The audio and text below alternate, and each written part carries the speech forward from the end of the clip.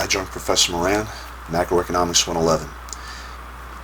In this session, we're going to look at the international equilibrium, price and quantity.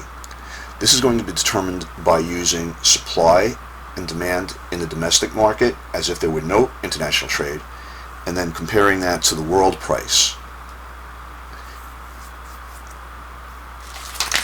To start with, we'll use an example of the United States. So this will be the United States, and this will be Canada. This is going to be the domestic market. This is the quantity of aluminum. Okay. So this is the demand domestic and supply domestic as if there were no international trade. Let's assume that in that case, the prevailing price of aluminum would be $1 per pound. Okay. And the prevailing quantity would be 100 million pounds of aluminum.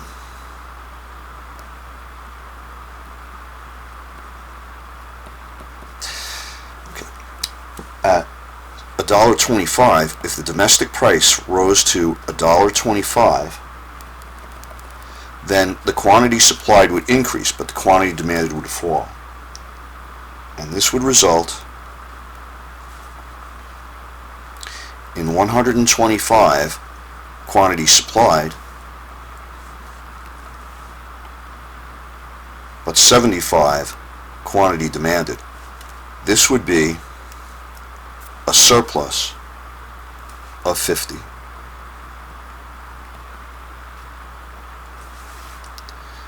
If the price rose again to $1.50, then the quantity supplied, supply being a positive relationship between price and quantity, would rise to 150. But the quantity demanded would fall, demand being a negative relationship between price and quantity, the quantity demanded would fall to 50. And there would be a surplus of 100. 150 minus 100.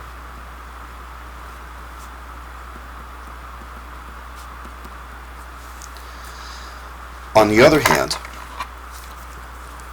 if the equilibrium price of aluminum domestic in the United States fell to 75 cents,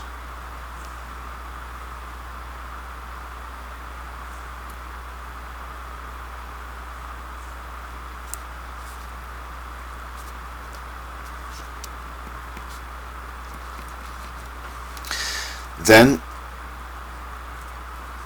the quantity demanded would increase given the lower price, and the quantity demanded of aluminum would be 125, but the quantity supplied would fall to 75,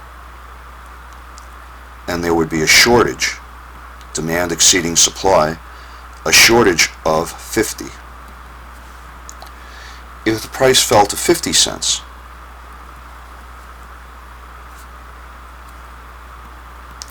the quantity demanded would rise again to 150, but the quantity supplied would fall to 50, and there would be a shortage of 100. Now we can compare this to the international price.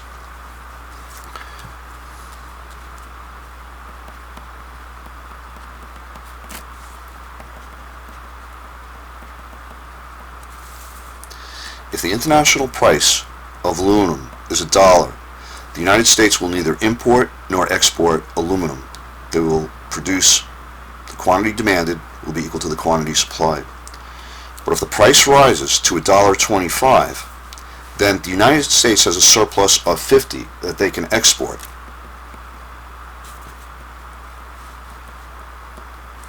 If the price rises to $1.50, then they have a surplus of 100 that they can export.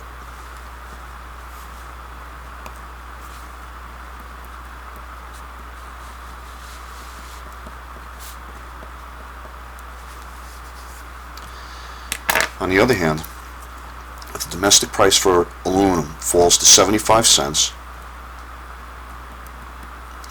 the United States will have a shortage of aluminum and will need to import it. And they will have a shortage of 50, and they'll try to import that 50. At 50 cents, the domestic price falls to 50 cents. The United States will attempt to import the shortage of 100. So this is the supply of U.S. exports of aluminum. And this is the demand, U.S. for imports, based on the domestic price, which will result in either a surplus or a shortage. Now let's look at our trading partner, Canada.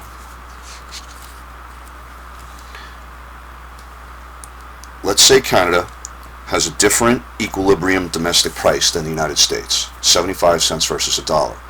That should make sense. Resources are not equally distributed around the world, and the supply and demand domestically will be different for those resources. So let's say that Canada has a domestic equilibrium price of 75 cents, which will result in an equilibrium quantity of 100.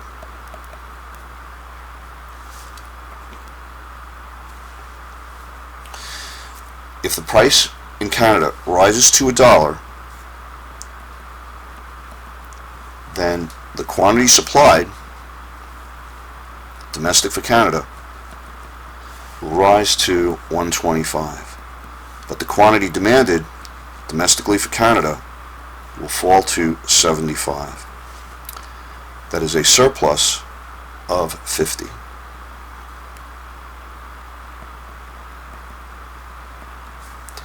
If the price of aluminum domestically for Canada rises to $1.25, then Canadian manufacturers of aluminum will produce 150 pounds. But because the price is higher, domestically, Canadians will only demand 50. And that is a surplus of 100. If, though, the price of aluminum in Canada falls to 50 cents,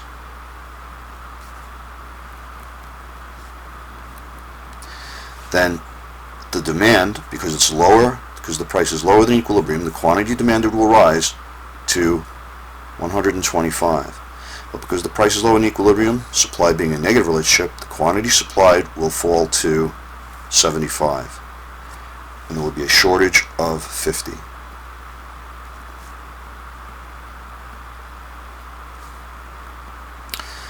Okay.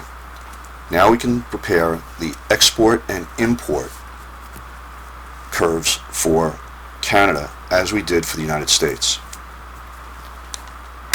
At 75 cents, Canada will neither import nor export aluminum.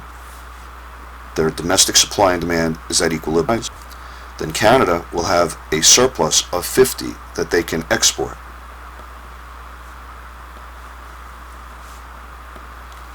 If the price rises to $1.25, Canada has a surplus of 100. The difference between the quantity supplied, 125, and the amount domestically demanded of 50. The amount domestically supplied of 150 minus the amount domestically demanded of 50, a surplus of 100.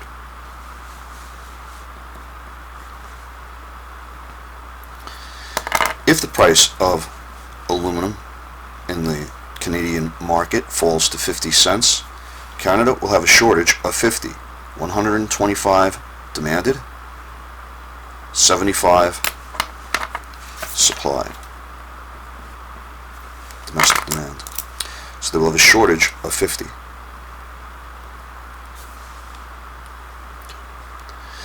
This is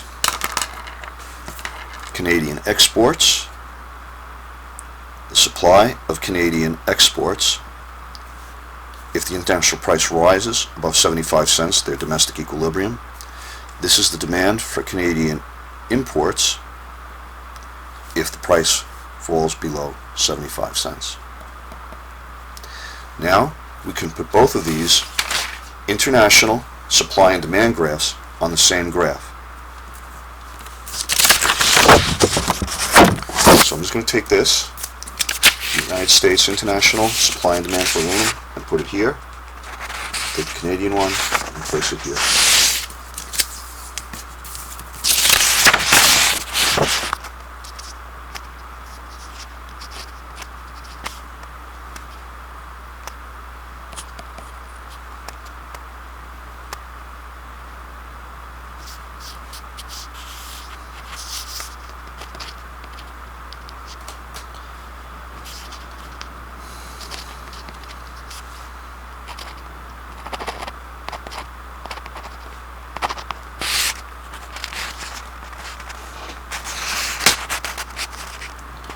Okay, this is the equilibrium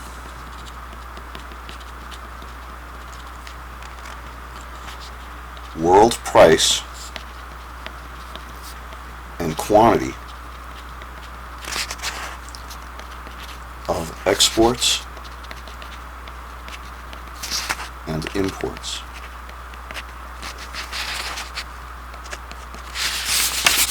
The United States will be an exporter when the international price is above $1. The United States will be an importer when the international price is below $1. Canada will be an exporter when the international price is above 75 cents, and an importer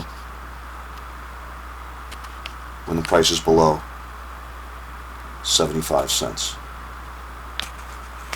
Supply being an export, demand being an import.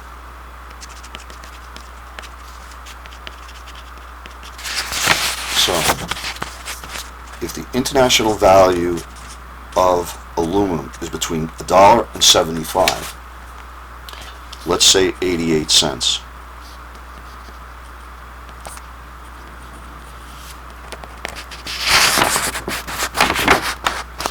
then the United States will import aluminum.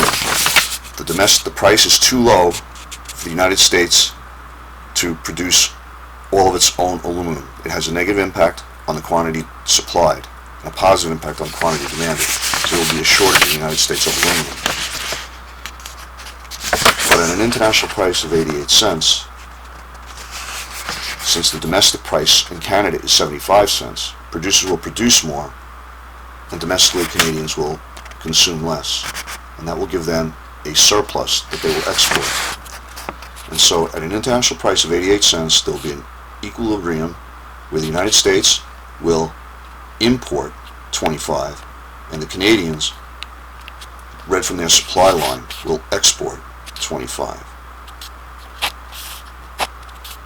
Canada supplying or exporting, the United States demanding, importing.